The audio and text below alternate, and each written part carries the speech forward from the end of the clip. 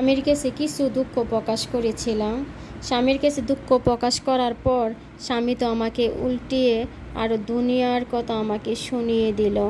আমার স্বামী আমাকে আরও বলল যে তুমি নিচের দিকে থুতনা লাগিয়ে চলো। আমার হাজব্যান্ডকে আমি বললাম থুতনা নিচের দিকে লাগিয়ে আবার কী ভেবে চলে, তুমি আবার কি বলো এসব। তখন আমার হাজব্যান্ডকে আমি বললাম থুতনা কী ভেবে নিচের দিকে লাগিয়ে চলতে হয় তুমি আমাকে একটু দেখিয়ে দিও। এ কথা বলাতে তো আমার হাজব্যান্ড তো আরও রেগে টেগে গেল একদম। আসলে বিষয়গুলো কেমন জানেন, যখন আপনি সত্য কথা বলবেন তখন কিন্তু কারো কাছেই কিন্তু আপনি ভালো থাকবেন না। সে আপনার হোক স্বামী হোক আত্মীয় স্বজন, আপনি তখন কারো কাছেই কিন্তু ভালো থাকবেন না। তো আমার একটা অভ্যাসকে জানেন, যা সত্য আমি কিন্তু আবার সামনাসামনি সবাইকে বলে দিই। এর জন্যে আমি কারো কাছে ভালো থাকতে পারি না।